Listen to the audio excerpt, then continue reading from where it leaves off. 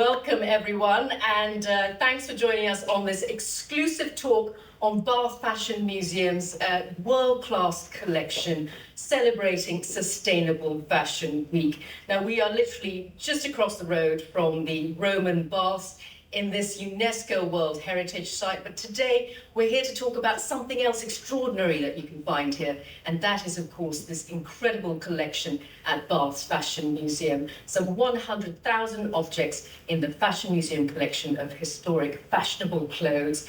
Now, my name is Sharanjit Leyl, and I've been a broadcast journalist for 25 years, most of that on the BBC, but I'm very proud to say I now live in Bath. I'm a resident here, and I'm also very privileged to be asked to be one of the trustees on the board of the Fashion Museum. Now, shortly I'll be talking to someone who knows more about this collection than anyone else, and that is, of course, the curator of Bath's Fashion Museum, Rosemary Harden. But first, a little bit of housekeeping. Many of you watching at home are on mute, but we do want you to ask your questions. So do please share your questions on the chat, and I'll spend 10 minutes at the end of our conversation to get to those questions. So without further ado, let's find out a lot more about this collection. So Rosemary, tell us about yourself and about this extraordinary collection at the Fashion Museum. Hello, Sharanjit, and hello, everyone. It's grand to be here today and to be linked up with so many friends and supporters online too. So hello to you all out there. So my role at the museum is Senior Curator and Fashion Museum Manager. I'm a dress curator, and I work with a fab set of talented and skilled people every day, on the one hand maintaining this amazing museum collection, and on the other doing all we can so that more and more people can experience the collection and enjoy it. Such a privilege. Indeed, and it is a privilege to see this collection as well, Rosemary. Tell us about the importance of it and talk us through the history and the chronology of the collection. And of course, we're here to support Sustainable Fashion Week as well, so we'd love to hear about how the collection really has pioneered discussions and influenced behaviours around sustainability. So the museum collection is a dress, which is clothing worn by women, by men, and by children from the 1600s right up to the present day.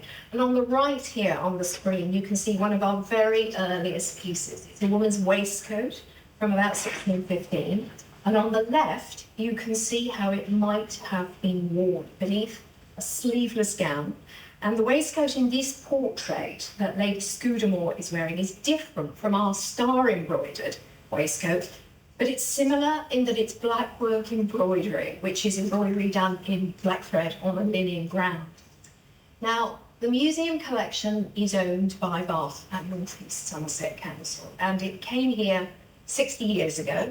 And the story goes, who knows if it's true, that it took 2 removal lorries to bring the collection to Bath in the early 1960s. Well, I have to say to you that it took far, far more trips than that last year when the museum closed in the assembly rooms and we moved the collection to our temporary accommodation. And I guess the reason for that is through generous donations from many, many people, and we'll see them credited on some of the upcoming slides. The Fashion Museum collection is now vast. It reaches every which way, telling all sorts of stories about the clothes that people have chosen to wear in the past 400 years. Yeah, and let's hear some of those stories now, Rosemary, because you can tell us more about the next item in the collection, what it tells us about the makers and the wearers of the day. Absolutely. So what I'd like to do is I'd like to look in a little bit more detail at our star embroidered waistcoat, and I really would like to use it to think about sustainable fashion. There's a real growing body of work about the historical perspectives on fashion and sustainability, and the Fashion Museum collection is uniquely placed as a resource here and to contribute to the discussions. And we're really excited too to be working with Bath Spa University around the creation the National Centre for Fashion and Sustainability. So I'm going to sort of talk a little bit about these pieces, and I'm going to focus in on our star piece in the middle. And the close-up of the middle, I don't know if you can quite see it, but there's a triangular panel which has been added to the bottom of this garment. And it's been inserted to alter the shape right at the bottom of the garment. It's really clever because it matches the patterns of the wiggly embroidery going across here. But let's look over to the left here and to another women's wear waistcoat from 1615, also in our collection.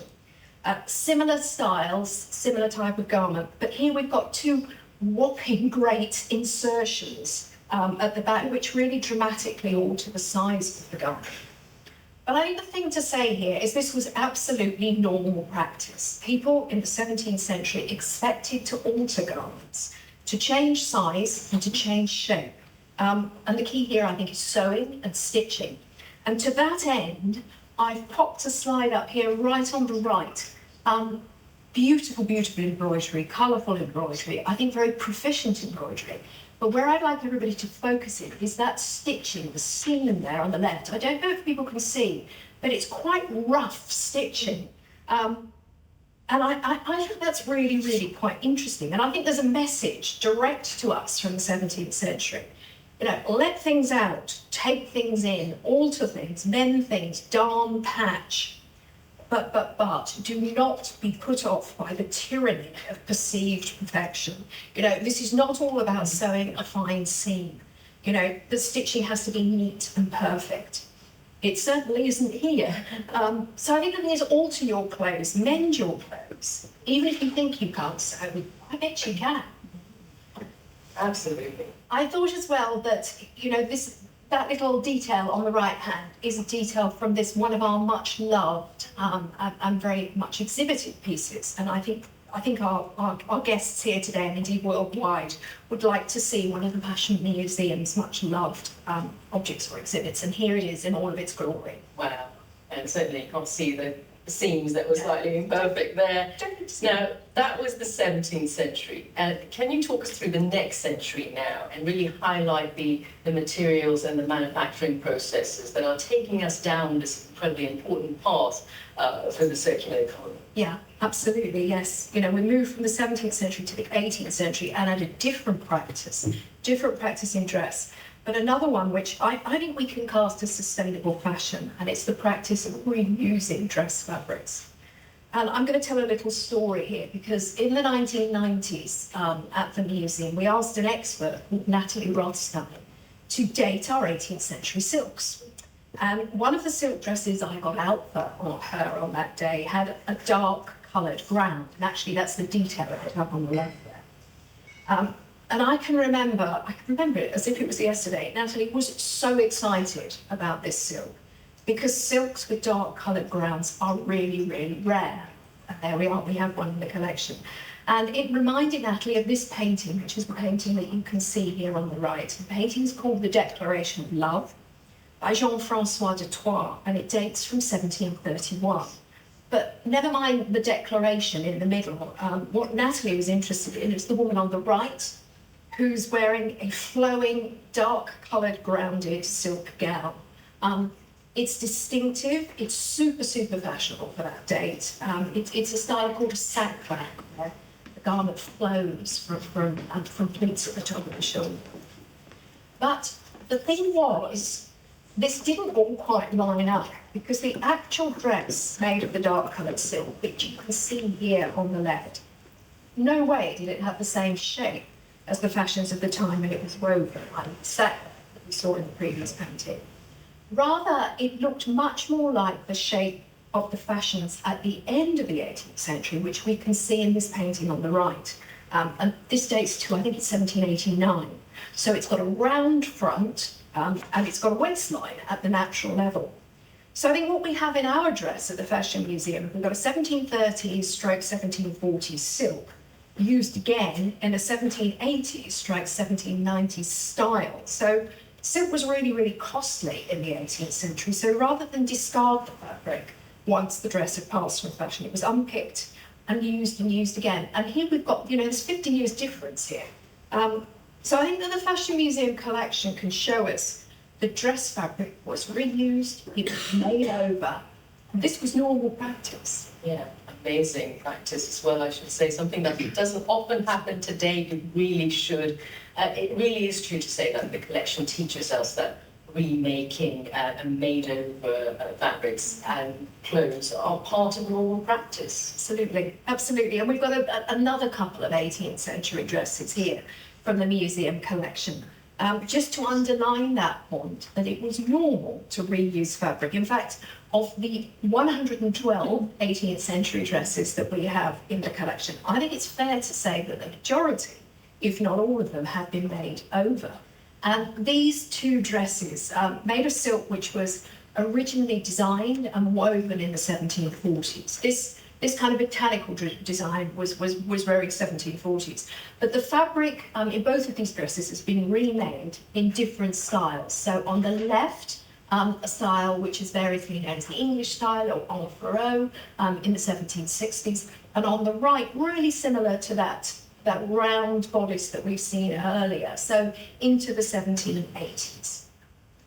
So really, we're letting out, we're taking in, we're mending, we're altering. In the 17th century, of course, reusing all of those fabrics that we talked about for new dresses. In the 18th century, some of which we're seeing here, are there other sartorial practices, do you think, that would be useful for us to adopt as we seek to change our behaviour as consumers? Yeah, I mean, absolutely, I agree, sort of. And if you move forward towards the 19th century as well, there are, both from a maker's point of view and from a wearer's point of view. And the Fashion Museum collection can highlight this. So I want to share just a little bit about the breadth of the collection, because there are indeed garments. Garments are plenty, like this fabulous 1860s purple silk taffeta dress with its cinched-in waist. But the collection includes so much more, which speak to a myriad of stories about fashion, about wearers, about makers. So, for example, the collection, we have lots and lots of photographs, such as this carte de visite photograph, also from the 1860s, of a lady who is called Mrs. Miller. I'm intrigued. I want to know about Mrs. Miller.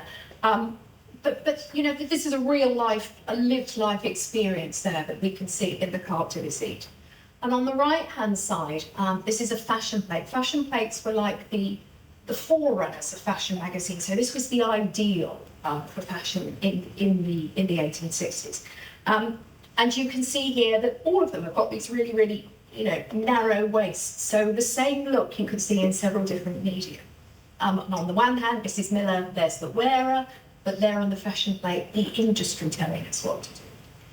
But back to what the collection can teach us about sustainable practice, because a dress such as that purple one on the previous slide would often have one skirt, but two bodices. A bodice for the day with sleeves, which you can see up here at the top, and then a separate bodice for the evening, sleeveless and a much lower décolletage. But the difference was not only in the style, it's also in the waist measurement. We measured the waist measurements of these two bodices last week. And I was kind of expecting the evening one to be larger, a little bit larger, because the evening you'd be eating in the evening, so the waist measurement.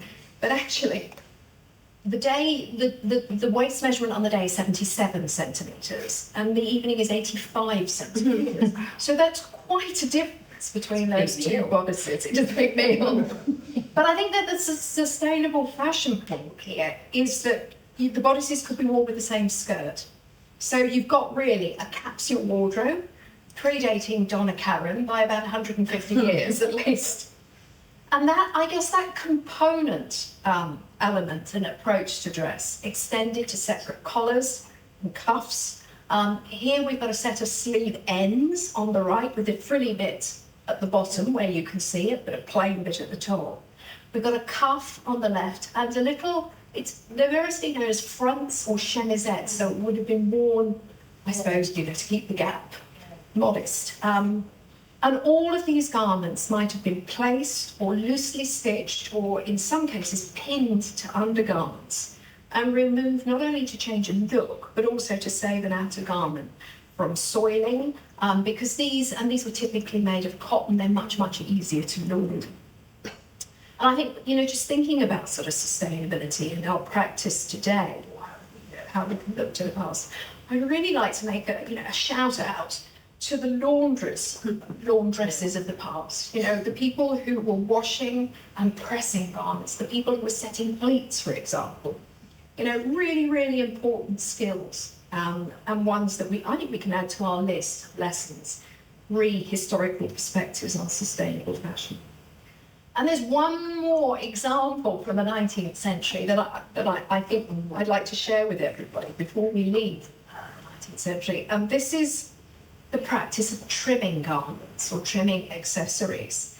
And that is really adding ribbons. So we've got a whole little set there of woven silk ribbons on the left, all of which are part of the Fashion Museum collection. Beautiful different colours, different widths. And on the right, a set of artificial flowers to just there as well. And in the middle, a bonnet from the 1850s. And again, this was a normal practice to change a look on one garment or on one accessory. And the bonnet here is indeed from mid-19th century, so worn with the dresses that we've just seen. But really interestingly, this practice of trimming garments has a wide date span. So Jane Austen, for example, because my goodness, we're in Bath. Absolutely. We need to talk about Jane Austen. We need to talk about Jane Austen so much more because she was the most brilliant observer of fashion. Particularly in her novels, yes, but particularly in her letters to her sister Cassandra. And in 1798, she wrote to Cassandra about trimming her headwear. She said, this is what she said, "I've changed my mind and I've changed the trimmings of my cap. They're absolutely now, as you have suggested, and they make me look more like Lady C now than it did before, which is all that one lives for now." So reaching way back into the 18th century, trimming was happening. We know it's happening in the 19th century, but I have a hunch too that these flowers that you can see on the right, which are all from the Fashion Museum collection, are also from the 20th century. So you've got 300 years there. Where has it gone? Well, I just love the fact that Jane Austen was at it too, you know, the remaking, trimming, etc. We've heard so much of these incredible historical sustainable practices. So what about the 20th century and present day sustainable practices? Yeah, it's a really interesting question. I think I'm going to start by talking about the scheme which was introduced by the government in this country during the Second War, called the Make, Do and Mend scheme. And the idea here was to save scant resources in wartime. And I feel that there's a lot to learn here about sustainable practice. Now, on the left here, this little pink booklet with the very distinctive graphics is quite well known. But I have to confess that I have not very often turned it over and looked at the back of the book. And there are 5 really helpful little messages there, which I think that, you know, we would do well to look at when we're trying to think about sustainable practice. But the one that really jumped out to me was the third one, is it the third one down, which talks about, and the phrase is to turn every scrap of good material you possess to advantage. And again, you know, the emphasis here throughout the booklet is very much on sewing. I just love this picture of boys and men sewing. And I think that, you know, there's a point here, is that the collection includes, and fashion includes so much, you know, men are part of fashion too. Let's lay that myth, you know, right down right now. But and I think as well that the museum collection includes many patterns, really showing which we've got from the immediate post-war period here, showing just really how embedded dressmaking was in everybody's sartorial practice. But we wanted to share with everybody a couple of 1940s dresses from the museum collection that do indeed, and the phrase is, turn every scrap material to advantage.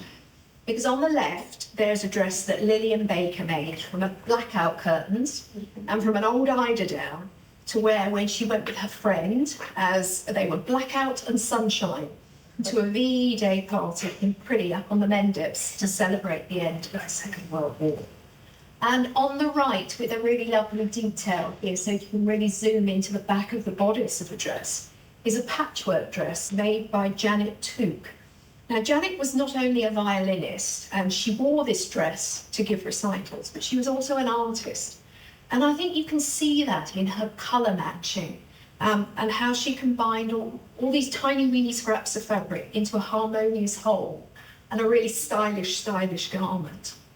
Amazing, beautifully done as well, I should say. Now, you've talked about these sustainable fashion practices. Can you talk a little bit about any designers in the collection of today? We're getting a bit of a preview there, we know who it is. A designer who's really, or has really led the way when it comes to sustainable practices in fashion. I'm going to choose Vivan West because I think that Dame Vivan was a real trailblazer throughout her very, very long career in many areas. But I think she was ahead of the curve, particularly re-messaging about fashion and the climate crisis. And she addressed this most, I guess, famously in her Autumn-Winter 2010 collection. And the phrase, that comes up again and again is, the world is burning and we need to change what we do. And she said it loud and she said it clear. And I was particularly pleased that in 2010, we asked Stephen Jones, the milliner, to choose the dress of the year that year. And he chose Vivan West, and he chose a dress from this collection. And you can see it here on the right of the screen. And the dress, it's made from lengths and strips of fabric. So it references the practice of offcuts, of reusing fabric, of dead stock, a new word in the lexicon. And if you like, it's a different take on the piecing and using every piece of fabric to advantage that the government was telling us in Make, Do Meny, Janet Took used, and Lillian Baker used that in her fabulous VE Day dress as well. Amazing. I mean, here we are, Rosemary. We're both wearing sustainable clothes, I should say. Yeah. I'm very proud of the fact that we're showing off the fact that we're wearing a lot of vintage. So are there any practices and approaches to sustainable fashion going on right now that are reflected in the collection? Well, I think there are, and we do come right up to date in the museum collection, right into the 21st century. And yes, we are starting to see examples of experimentation with new sustainable materials coming into the collection, such as this fabulous pair of mules. This is the front of this pair of mules. And they're made from, and I'm going to say leather, because I don't know what else to say, but they're made from leather, which in turn is made from prickly pear cactus. The cactus are grown in Mexico, and I think the big sustainable point here is that it's a byproduct of another industry, but also that to grow the cactus, you need minimal irrigation, so you're saving water resources. But I think I'm really excited and interested to see, what other sustainable materials are being developed, what other objects that we can, in due course, add to the Fashion Museum collection, so that we can learn lessons from the past for the future.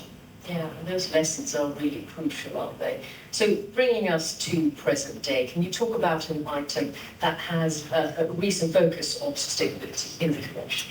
Yeah, I'm going to finish with this piece, which is called a Dress of Hope. It was a special commission from designers Ibrahim Kamara and Gareth Wrighton as part of our Dress of the Year 2020 selection. And it is made of a real assemblage of pre-loved, sometimes discarded white embroidered fabric. Some of it is dress fabric, some of it is, I want to call it doilies, the edges of lace tablecloths, all of that kind of stuff that abounds in such quantities. But I think what's so lovely about it, and this takes this whole sort of sustainability argument onto another level, is it comes with suggestions of different ways to wear it. And just up on the right, these were some messages that Gareth wrote for us, ostensibly for when we were dressing the figure. But actually, I think we've taken it in a much wider context, because he finishes up. You can see there, it said, out of the box, but have a play. And I think, this business about have a go, try things. You don't need to necessarily wear things the same way up all the time, I think that's another thing about sustainability. But looping back to what it's called, I think the Fashion Museum collection shows that there's always hope.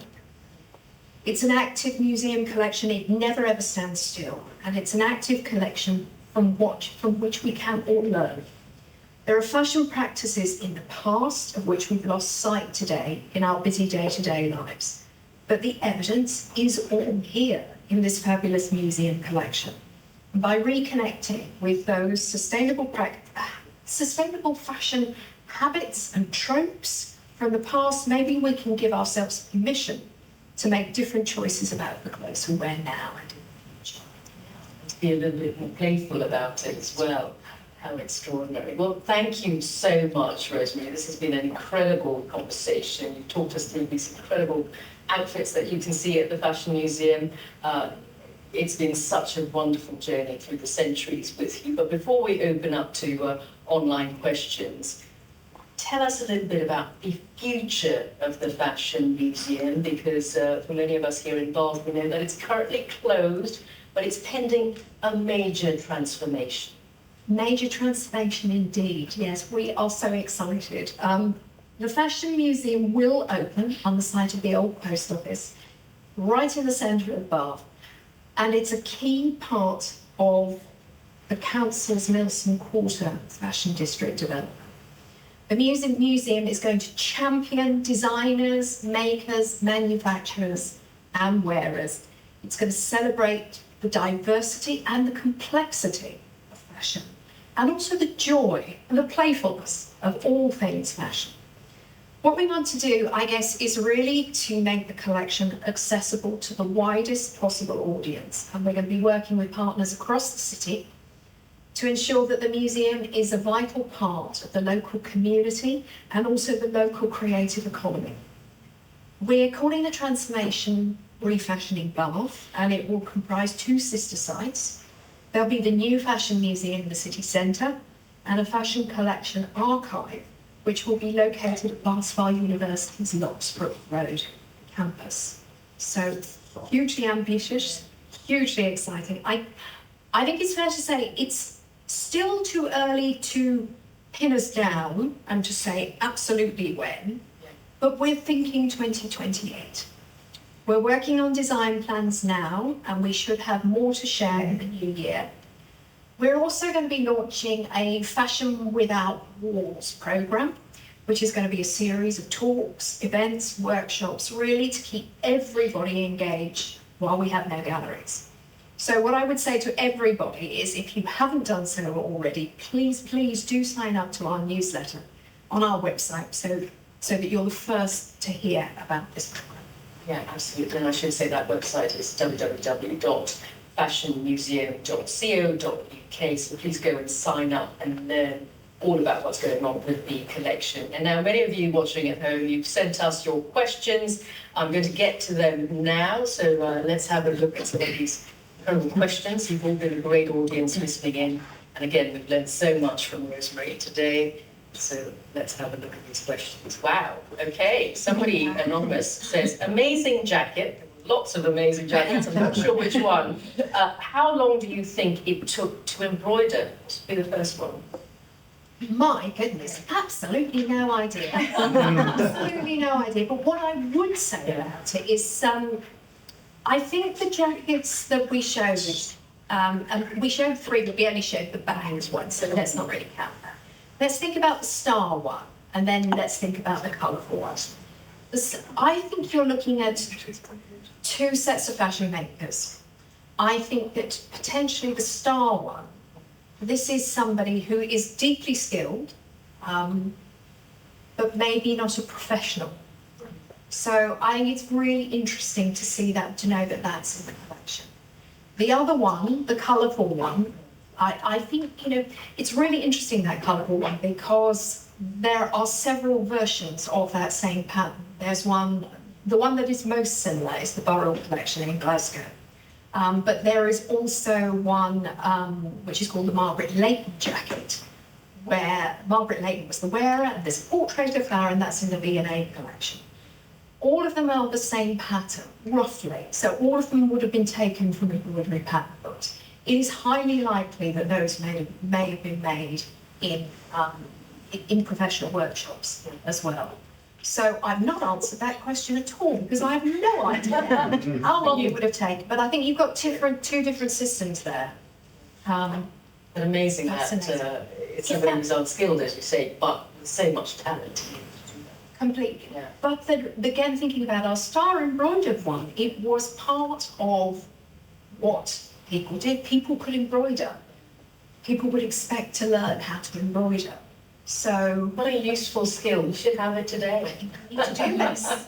We need to do this. Now, going on to another question here, great question. Are there any countries that are leading the way for sustainable fashion?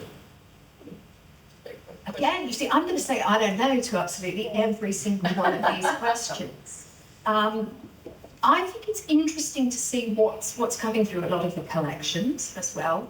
I'm going to say right there, with this country, with Dame Vivian, sort of blazing the trail, closely followed by, Stella McCartney, certainly in the 2000s and 2010s, and a lot of other designers. The English are picking up, a lot of designers have this, as a centre in this country, have a centre point of their practice. You think about the work that the British Fashionist Council is doing, supporting it as well. But then I also want to, looking at some of the other collections. One of the collections that I loved seeing last year, or something that we're back to Britain again because it's Jonathan Anderson, who is Irish, but he was working for Loewe, and I think it was his Loewe collection, which is a Spanish firm, where he put out garments that had plants growing on them. So there was lots of stories about how the jeans had to be kept in, like the polytunnels, watered, so that they were all ready for the collection. I might have that dramatically wrong, and he might have shown that under his own name, but I think he showed in Paris. So again, I'm not going to give a straight answer to the question, but I think it's certainly very much at the forefront of fashion production in this country, with the British Fashion Council really supporting. But I think that we will see it rolled out in other countries. And it's going to be a global phenomenon. It is a global. We're all worried about the planet, aren't we? So let's move on to the next question, which is, again, back to those bodices, or rather the later ones of the 18th century. How would you have attached the two bodices, the different bodices, to the skirt in the 18th century?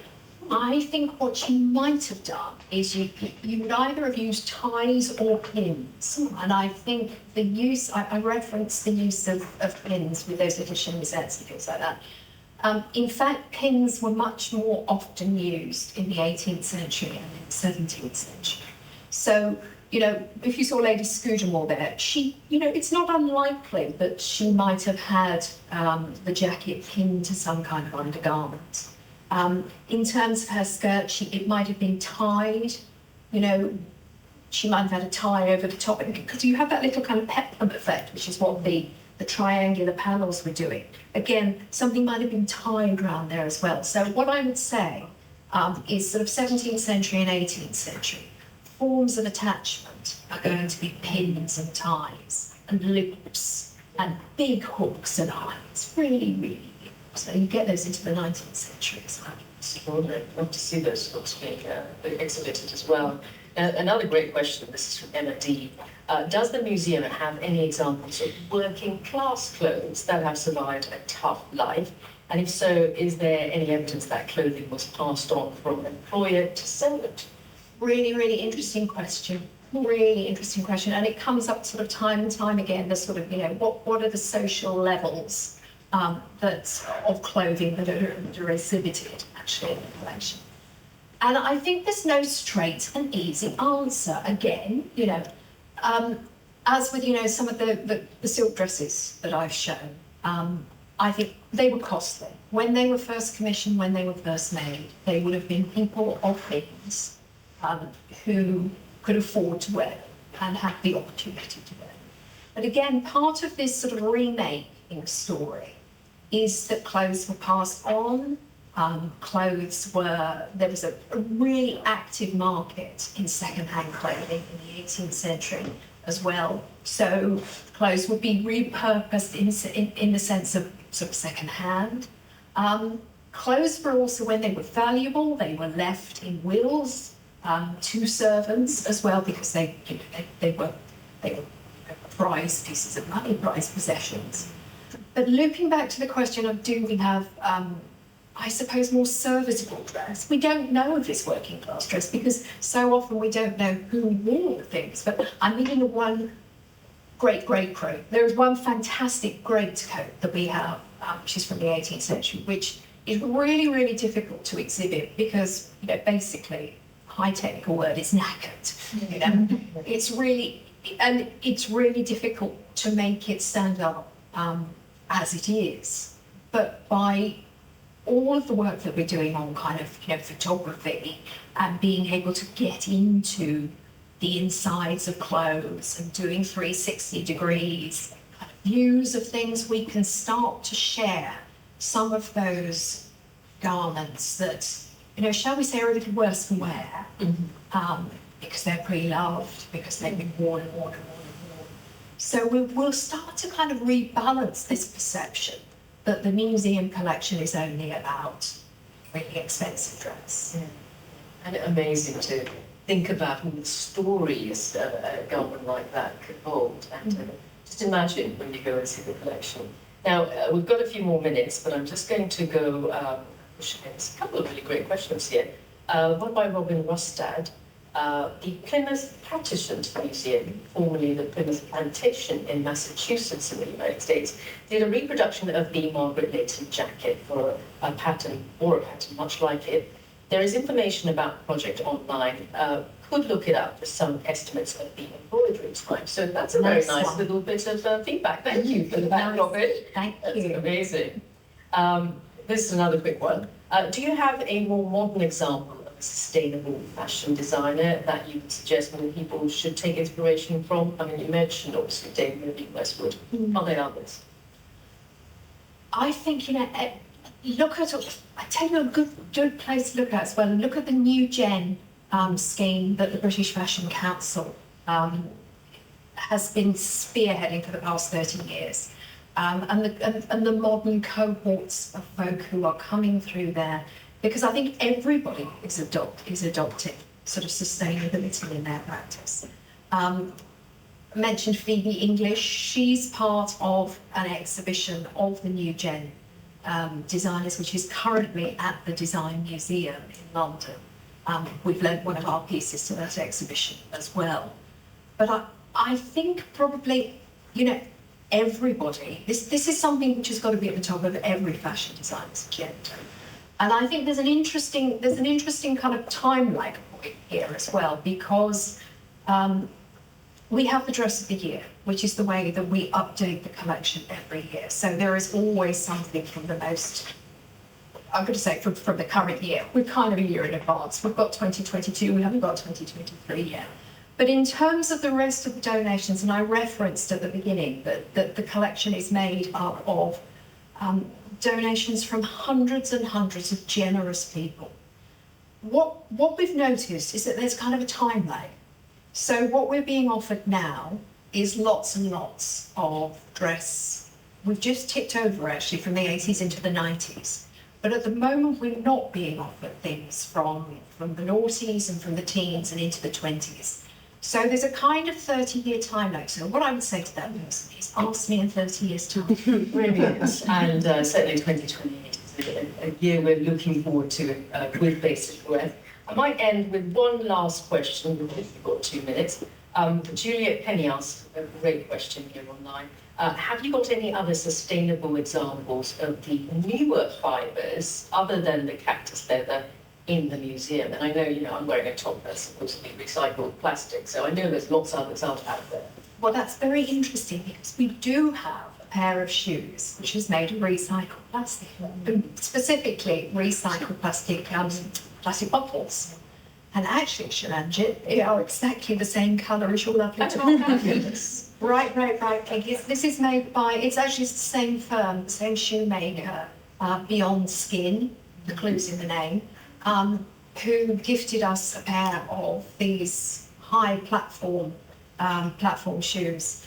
And I think I'm really pleased that we've got the prickly pear cactus and we've got plastic bottles. Where are we going to go next? All comes back to that idea of sustainability here on Sustainable Fashion Week, and the idea of a circular economy where remaking, rewearing really is a theme. It really should be the crux of what we should all be thinking about in the next few years and the next century. Well, that brings us to an end of this amazing conversation with Rosemary Harden, the curator of the Bath Fashion Museum, a museum, I should say, which is extraordinary, 100,000 items in the collection. That is nearly as large as the ones at the V&A, as well as the Metropolitan Museum in New York. In fact, it's a larger collection than that. So watch this space in 2028 when it reopens and transforms right here in the UNESCO World Heritage Site that is Bath. Thank you all for joining us, and I hope you've enjoyed this conversation.